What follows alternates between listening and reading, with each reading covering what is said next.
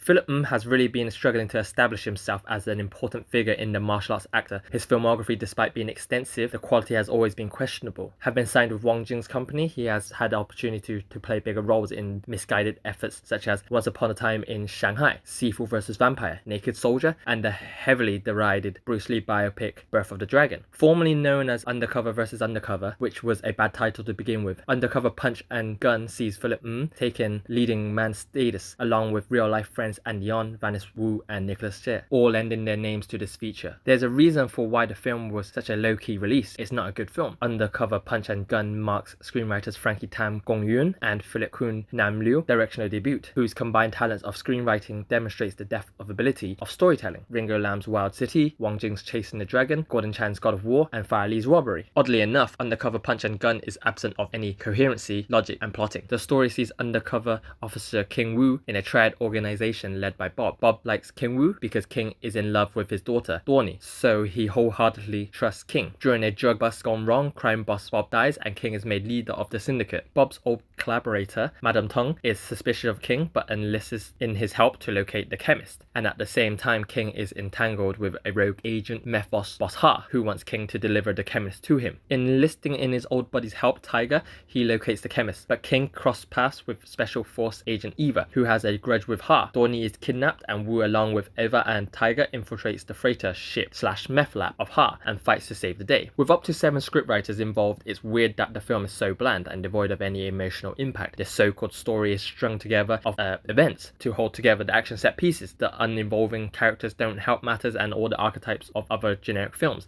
There's a case of too many needless characters and the lack of real motivation for anything that is happening on display. The half-baked romance should have been the main driving tool, but audience will have trouble caring for the outcome and journey. Exercising some of the pointless characters would have helped in streamlining the film. There was no need for Madame Tong's inclusion, and the side plot of Eva just adds additional baggage to the film. The budgetary constraints are also very apparent with some very bland looking sets. Most environments are empty lots and warehouses refurbished to look the part. Costumes are also very simplistic. Philip makes for a very boring lead. His performance is flat. The dramatic beats that he is called upon to emote are cringeworthy. Vaness spends most of the time adopting childish antics, which not as endearing as it sounds. His light-hearted performance feels forced and the comedic beats that are given to him fails to resonate. Andy Yeon is menacing and provides a fine foe to but the role is very one-note. Nicholas Che provides an extended cameo appearance and easily sleepwalks through his role. Lam Shu provides an oddly comforting crime boss, feeling more lovable rather than intimidating. Susan Shaw plays the ill-fitted and cringe-inducing hip chemist, coming off as cartoonish rather than funny. Action are plentiful and they are choreographed by Philip